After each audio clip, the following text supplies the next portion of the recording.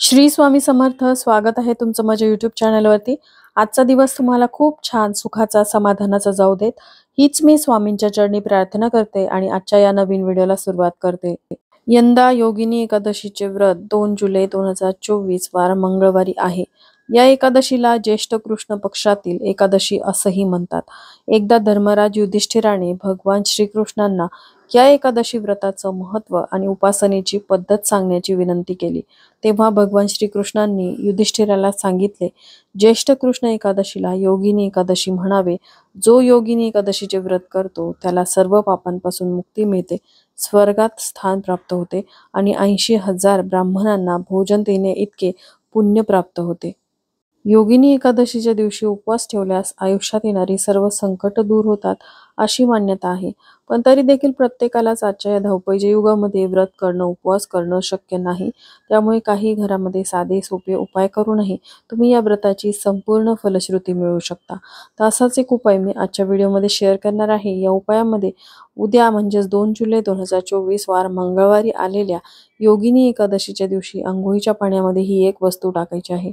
ही वस्तू अंघोळीच्या पाण्यामध्ये टाकल्यामुळे तुम्हाला असलेले सर्व दोष, तुमच्या मार्गामध्ये येणाऱ्या सर्व अडचणी, आयुष्यात असलेलं दुःख, दारिद्र्य संपूर्णपणे नष्ट होऊन तुमच्या घराची, पतीची, मुलांची भरभरून अशी प्रगती होणार आहे. तर या उपायाविषयी संपूर्ण माहिती जाणून घ्यायची असेल तर व्हिडिओ स्किप न करता शेवटपर्यंत बघा. चॅनलवर पहिल्यांदा असाल तर नक्कीच सबस्क्राईब करा आणि असेच नवनवीन माहितीपूर्ण व्हिडिओ बघण्यासाठी बेल आयकॉनलाही क्लिक करा. त्यामुळे जेव्हाही मी नवीन व्हिडिओ अपलोड करेल तेव्हा त्याचं नोटिफिकेशन सर्वात आधी तुम्हाला मिळेल आणि तुम्ही एक पण व्हिडिओ मिस करणार नाही. संपूर्ण वर्षभरात एकूण 24 एकादशी तिथी येतात. सर्व एकादशींना विशेष महत्त्व आहे. त्यानुसार ज्येष्ठ महिन्यातील कृष्ण पक्षातील एकादशी ही योगिनी एकादशी किंवा मोक्षदायिनी एकादशी या नावाने ओळखली जाते. या खास दिवशी भगवान विष्णू आणि देवी लक्ष्मी यांची विशेष पूजा प्रार्थना करण्याचे सांगितले जाते. याशिवाय आपल्या हातून घडलेल्या कळत नकळत चुकांपासून किंवा सर्व पापांमधून मुक्तता मिळवण्यासाठी, पितृदोषापासून मुक्त होण्यासाठी योगिनी एकादशीच्या दिवशी बहुतांश जण उपवास ठेवतात. याशिवाय काही विशेष उपायही केले जातात. तर उद्या आपल्याला जो उपाय करायचा आहे तो कशासाठी करायचा आहे तर बघा, आपल्याला बऱ्याचदा काही दोष असतात, काही नकारात्मकता आपल्या भोवती असते. त्यामुळे आपण काही कार्य हाती घेतल्यास त्यामध्ये सतत आपल्याला अपयशाला सामोरे जावे लागते.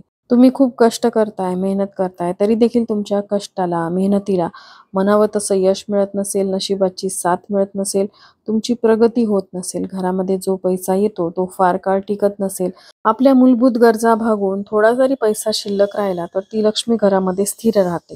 पण घरामध्ये इतके खर्च वाढलेले असतात, मग ते अनावश्यक खर्च असतात आणि बऱ्याचदा इच्छा नसतानाही ते खर्च करावे लागतात. घरामध्ये जर आजारपणं वाढलेली असतील तर त्या आजारी व्यक्तीच्या आजारपणामध्ये बराचसा पैसा खर्च होतो आणि महिना अखेरीस तुमच्या घरामध्ये पैशाची चणचण राहते. मग तुमच्या गरजा भागवण्यासाठी तुम्हाला वारंवार कर्ज घ्यावं लागतं आणि असं करत करत कर्जाचा डोंगर वाढत राहतो आणि तुम्हाला त्यातून बाहेर पडण्याचा मार्ग काहीही केल्यास सापडत नाही. आणि त्यावरून तुमच्या घरामध्ये सतत वादविवाद, भांडण, कलह होत राहतात. याशिवाय बऱ्याच जणांच्या बाबतीत सांगायचं झालं तर त्यांच्या घरामध्ये सगळं काही सुरळीत असतं. सुखसोयी असतात तरी देखील घरामध्ये समाधान नसते, शांतता नसते. घरातील मुलं त्यांचं ऐकत नाहीत, हट्टीपणा करतात, अभ्यासामध्ये त्यांचं मन लागत नाही, त्यांची प्रगती होत नाही, त्यांना कुठलं तरी व्यसन लागलेलं असतं. तुमच्या घरातील उपवर मुलाचे किंवा मुलींचे विवाहाचे योग जुळून येत नसतील, बऱ्याचशा जोडप्यांना लग्नाला खूप वर्ष उलटून गेली तरी देखील संतानप्राप्ती होत नाही. अशा अनेक समस्या आपल्या आयुष्यामध्ये असतात आणि त्या समस्यांचं कारण म्हणजे आपल्या भोवती असलेली नकारात्मकता किंवा आपल्याला जर काही दोष असतील, ज्यामध्ये प्रामुख्याने पितृदोष बऱ्याचदा यासारख्या समस्यांना कारणीभूत ठरतात. पितृदोषापासून मुक्ती मिळवायची असेल तर एकादशी तिथी ही अतिशय प्रभावी मानली जाते.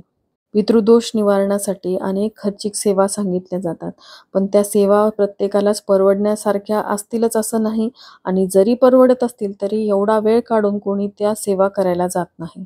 या समस्यांमधून बाहेर पडण्यासाठी, आपल्याला असलेले दोष संपूर्णपणे घालवण्यासाठी आपल्या कष्टासोबत, मेहनतीसोबत काही विशिष्ट तिथींना हे साधे सोपे उपाय करावेत. पण कोणताही उपाय करत असताना सातत्य हे असायला हवं. सातत्याने केलेल्या कोणत्याही कामामध्ये तुम्हाला यश हे हमखास मिळतं. बऱ्याचदा असं होतं की पहिल्या उपायामध्ये काही फरक जाणवत नाही, पण तुम्ही नियमितपणे उपाय केले तर त्यामध्ये तुम्हाला थोडेफार फरक जाणवायला लागतात आणि हळू तुमच्या आयुष्यामध्ये तुम्हाला या उपायांची प्रचिती यायला लागते. आणि म्हणूनच कोणतेही उपाय हे पूर्ण श्रद्धेने आणि विश्वासाने करावेत.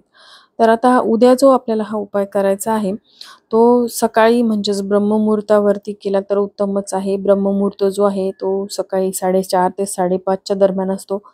त्यामध्ये ज्यांना शक्य आहे तेव्हा त्यांनी हा उपाय करावा.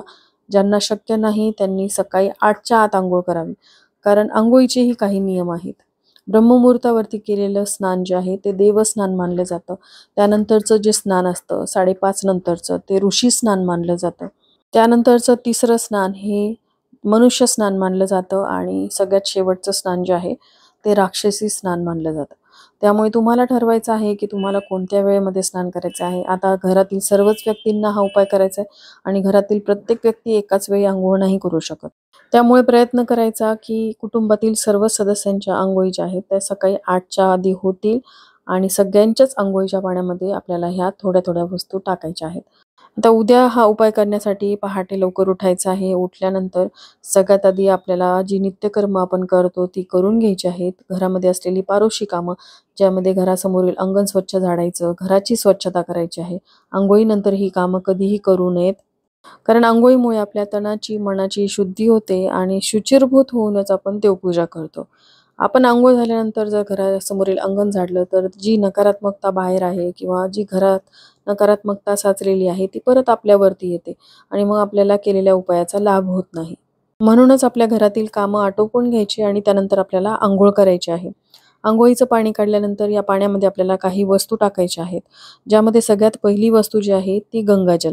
गंगाजल 1 चमचाभर तुम्ही अंघोळीच्या पाण्यामध्ये टाकू शकता. कारण अशा काही विशिष्ट तिथींना पवित्र नदीवरती जाऊन स्नान करण्याला महत्त्व आहे. पण गंगेवरती जाऊन स्नान करणं शक्य नाही. त्यामुळे गंगाजलची बॉटल आपल्या घरामध्ये असावी. ही बॉटल तुम्हाला कुठल्याही देवाचं सामान जिथे मिळतं तिथे सहज मिळून जाईल. त्यातलं तुम्हाला 1 चमचाभर गंगाजल प्रत्येकाच्या अंघोळीच्या पाण्यामध्ये टाकायचे आहे. दुसरी अतिशय महत्त्वाची वस्तू उद्या एकादशी असल्याने अंघोळीच्या पाण्यामध्ये टाकायची आहे. ती म्हणजे चिमूटभर हळद आपल्याला टाकायची आहे. यामुळे आपल्या भोवती असलेली नकारात्मकता नष्ट होते.